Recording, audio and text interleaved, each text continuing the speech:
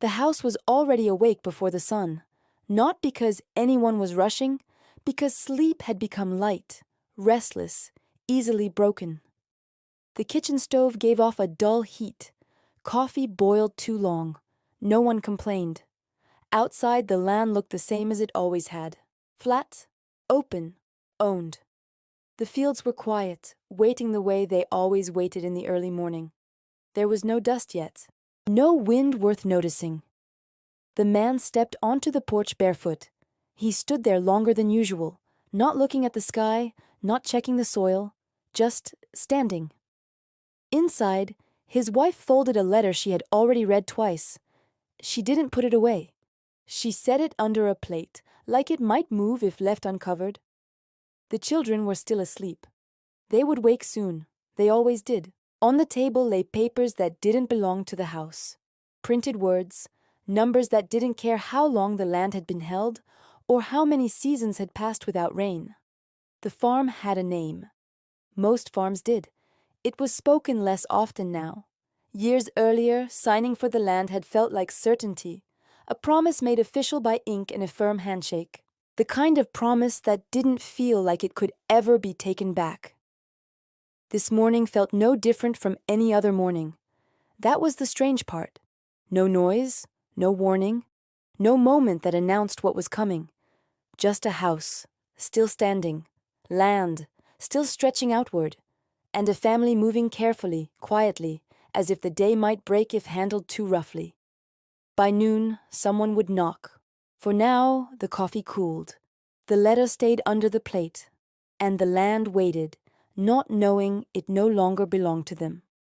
They had trusted the land because everyone did, not blindly, not foolishly. The bank was close enough to walk to. The men behind the counter had known their names for years. They had stood in the same church, shaken the same hands, watched the same children grow. When the loan was signed, it didn't feel like debt.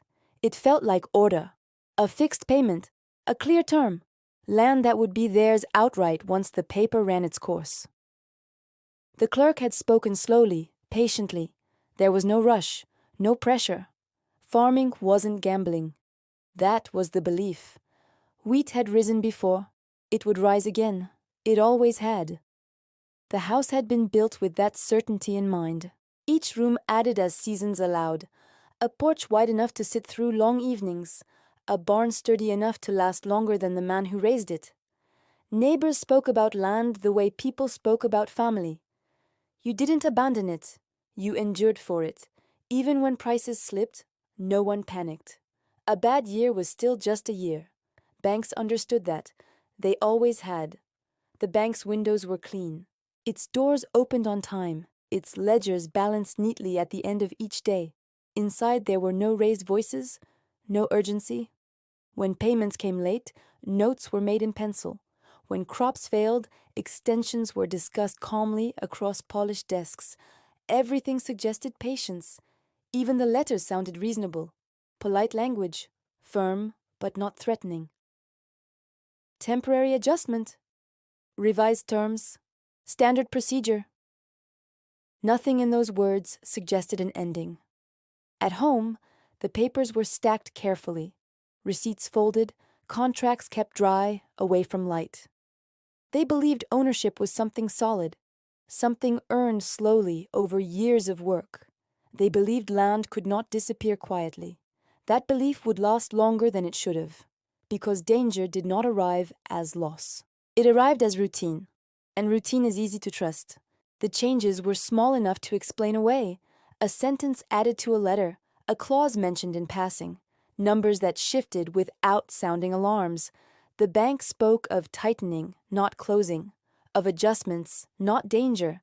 Nothing was taken, nothing was denied outright. Payments were reworked, deadlines moved closer together, interest recalculated, then recalculated again. On paper, it still looked manageable. At the counter, the clerk avoided long conversations, not out of cruelty, out of habit. There were more files now. More farmers standing quietly, hats in their hands, waiting their turn. No one said the word foreclosure. It hung in the room without being named. At home, work continued as it always had, fences repaired, equipment cleaned, fields prepared for a season that had not yet decided what it would give back. Rain came late, sometimes not at all. When crops came in thin, explanations followed easily. Weather was nobody's fault. Markets moved beyond anyone's control. The letters became more frequent, still polite, still calm. One mentioned a review, another referenced compliance, a third requested a meeting. Each arrived folded neatly, sealed properly, written as if nothing personal were at stake. Neighbors stopped talking about prices out loud. The subject felt heavy, unsafe to set down between people. Church gatherings grew quieter. People left sooner than they used to. At night, calculations were done more carefully, not panicked, just precise. How many months could stretch? What could wait? What could not? The land still looked the same in the morning. That made it harder. Nothing visible had changed. And yet, something had shifted underneath everything. The trap wasn't sudden. It was patient. It waited for signatures, for compliance, for hope to keep people still. By the time the danger felt real, it already knew their names. The knock came on a weekday morning, not early, not late. The kind of hour when work was already underway, when the day had committed itself. The man who stood at the door did not remove his hat, not because he was rude, because this was not a social visit. He spoke the name of the bank first, then the county. His voice was practiced, clear, careful not to linger. A paper was unfolded, not read aloud in full. There was no need. The language was formal, final without sounding cruel. The words review period were gone. So was adjustment. This was notice. The house did not react. Houses never do. Inside, the wife stood still, listening without interrupting. She already understood more than the man on the porch realized. There was a date. Sooner than expected. Sooner than hoped. The children watched from the hallway, not close enough to hear, close enough to know. No one cried. There was no shouting. The man nodded once, the way people do when something irreversible is explained clearly. The visitor stepped back. The hat stayed on. The door closed gently behind him. Outside, the land stretched exactly as it had the day before, unaware of calendars, unconcerned with paper. Inside, the letter was placed on the table with the others, not torn, not argued with. That afternoon, work continued. Animals were fed, tools put away properly, dinner prepared without comment. Neighbors would hear later, not today. This was a private loss, delivered officially, on time, by someone who would knock on another door tomorrow. The trigger was not panic, it was procedure. And once procedure began, it did not stop for weather, effort, or history. It only moved forward. The days after the notice did not feel dramatic. They felt crowded. People came without announcing themselves. Not to help, to record. A man from the bank walked the property slowly. He counted buildings. He wrote without looking up. Another followed, measuring boundaries that had never needed measuring before. The barn door was opened, then closed. No comment was made. Inside the house, drawers were checked, not for valuables, for lists. What belonged to the land? What belonged to the loan? Receipts were requested, old ones, new ones. Some could not be found, that was noted. At the bank, accounts were frozen quietly, not seized, just held. The word temporary returned briefly. It did not stay. A check was refused at the feed store. The owner apologized more than necessary. He had children, too. Word spread without conversation. People knew. They did not ask. At church, heads nodded instead of stopping. Hands shook quickly. Prayers sounded careful. Someone mentioned patience. No one argued. At home, furniture was examined differently, not as comfort, as weight. What could be moved? What would be left? A table scratched during good years felt heavier now. The stove was still warm each evening. That mattered more than it should have. A letter arrived from the county, then another. Dates repeated, language tightened. Failure to comply appeared in writing for the first time, not as accusation, as outcome. The children were told not to touch certain things. They did not ask why. Meals grew simpler, not out of poverty, out of caution. Nothing new was purchased. Nothing repaired unless necessary. The radio spoke about prices falling elsewhere, places that felt far away. The voice stayed calm. That calm felt insulting. A neighbor's farm was sold at auction. No one attended from this house. They already knew how it would sound: the hammer, the pause, the single bid. Another letter referenced precedent. Another cited regulation. Another used the phrase, "no alternative." The man stopped keeping all the papers together. Some were folded away, some were left out. The difference mattered. Sleep shortened. Mornings came faster. Work slowed not from fatigue, but from knowing. Knowing there was no catching up. Knowing effort was no longer leverage. One afternoon, a list was written, not of debts, of objects: a chair, a mirror, a box of photographs. Things small enough to survive the process. The cascade did not rush. It moved one form at a time, one refusal, one signature, one closed door, until the house still stood, the land still waited, but nothing inside them believed it would last. The date arrived without ceremony. No bell rang, no weather marked it. Morning came as it always had. Breakfast was smaller. Not because there was less, because there was no reason to cook more. The children were dressed carefully, not in their best clothes, in clothes meant to last. A wagon stood near the fence. It had not been used in months. Today it waited openly. The knock came again. This time, 2 men. One carried papers, the other carried nothing. The hat came off now, not out of respect, out of finality. The words were brief. They had been practiced elsewhere. There was no argument, no appeal left to make. The wife moved first. She handed over keys. They felt lighter than expected. The man signed where indicated. Ink dried quickly. The house changed ownership on paper. The land followed. No one stepped inside to look around. That part had already been done. Furniture was carried out slowly.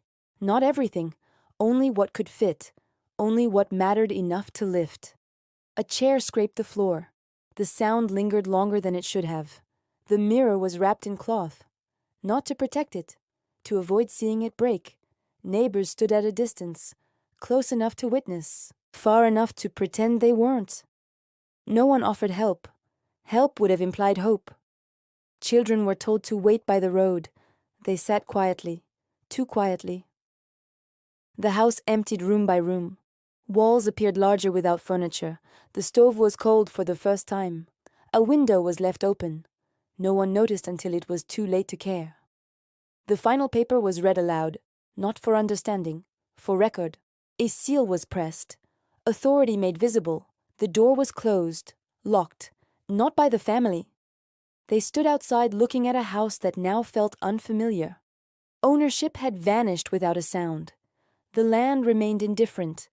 Wind passed over it without stopping. The wagon was loaded carefully, weight balanced, nothing extra. The man took one last walk to the edge of the field, not to say goodbye, to confirm there was nothing left to do. He did not touch the soil. That felt unnecessary now.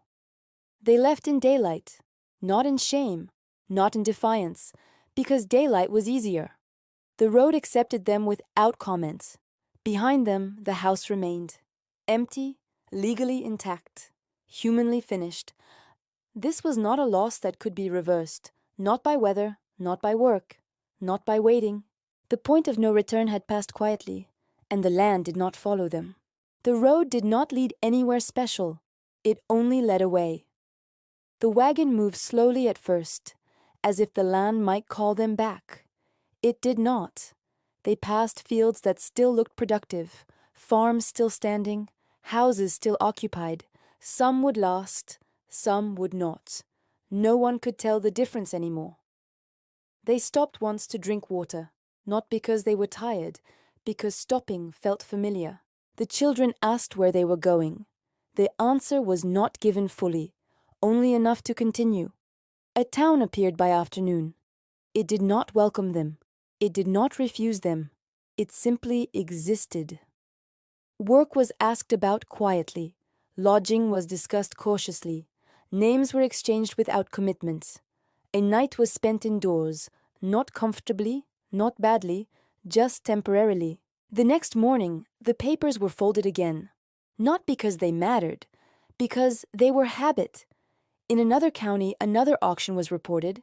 In another paper, another notice ran small and precise. No photographs, no follow-up, just fact. The bank ledger closed cleanly. The account balanced. The loss existed only on one side. Years later, the house would still stand. Someone else would live there. They would repair what had been broken. They would not know the names. The land would produce again. Not immediately. Eventually. Records would list the transfer plainly. No mention of mornings. No mention of children waiting by the road. History would summarize the period efficiently. Drought, markets, migration. Words that fit neatly on a page. The family would not fit as neatly. They would become harder to trace. A census line, a rented room, a job held briefly. Another moved on. Memory thinned. The loss stayed intact. There was no moment when it made sense. No later understanding that softened it. It simply became part of how things were. The house was gone, the land was gone, the system continued, and America moved forward without needing to remember who had been left behind. Time passed unevenly after that. Some days moved quickly, others refused to move at all. The family learned new routines. None of them felt permanent. Addresses changed, work changed. Names were spoken less often, not forgotten, just unused. The children grew without a single place to measure themselves against. Height was marked on doorframes that were not theirs. Belongings stayed light. Nothing collected dust long enough to feel owned. The man found work when he could, seasonal, replaceable. He did not speak about the farm unless asked. He was rarely asked. The wife kept the photographs wrapped. She did not look at them often. Looking made it harder to keep moving. Letters from the past stopped arriving, not because they were answered, because there was nowhere left to send them.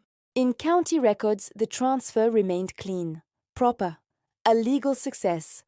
The land re-entered circulation, credit was reassigned, risk redistributed. No alarm was triggered, no correction issued. Years later, officials would call it a difficult period. They would cite figures. They would show charts. They would explain what had gone wrong. They would not name the people. Those details were unnecessary. The system had survived. That was the measure. Some neighbors eventually lost their land too. Others did not. Survival looked random from the outside. It was not remembered as cruelty. It was remembered as inevitability. Children from those farms grew up differently. Some stayed close to land but never trusted it. Some avoided it entirely. Ownership felt fragile now. Temporary, conditional, a promise that required constant proof. In later years, when policies were rewritten, they sounded more careful, more regulated, safer. But the language remained familiar. Adjustment, compliance, stability. Words that assumed someone else would absorb the risk. The house, somewhere back on that land, would be painted again. The porch repaired, the barn rebuilt or torn down. New families would believe in it. They would be told it was solid, earned, secure, and for a while it would be. History would move forward efficiently. It always does. What lingered was quieter. A hesitation before signing. A pause before trusting. A memory passed down without detail. Just the feeling that something once taken had not been returned. The loss did not echo loudly. It settled into records, into families, into habits, into silence. The story did not end. It simply stopped being followed. By the time the story reached paper, it was already simplified. Dates replaced mornings. Figures replaced faces. Loss was counted once, then filed away. The land appeared healthy again. That was important. It suggested recovery. Recovery needed symbols, fields returning to use, Homes occupied again, numbers rising. What had been broken was no longer visible. Visibility mattered more than memory. The family existed only in fragments now. A signature, a relocation entry, a name misspelled once, then never corrected. No archive followed them closely. There was no reason to. They were no longer attached to property.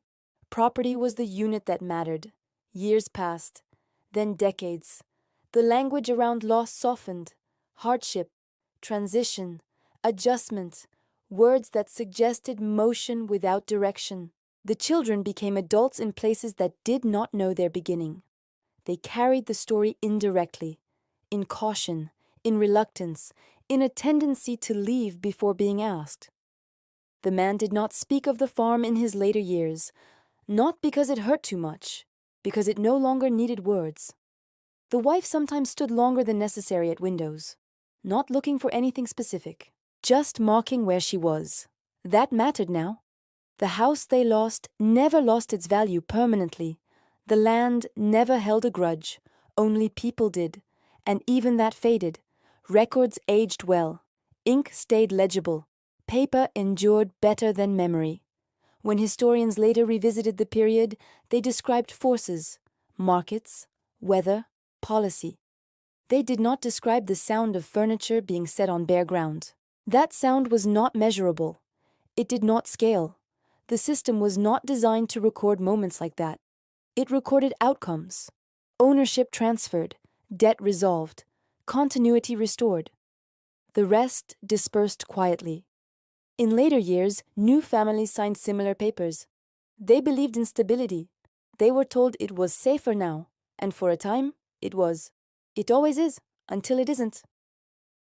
The story did not repeat exactly. It never does. But the shape remained familiar. Trust, paper, procedure, loss, silence. Nothing in this story ended the way stories are meant to. There was no justice delivered, no balance restored, only continuation.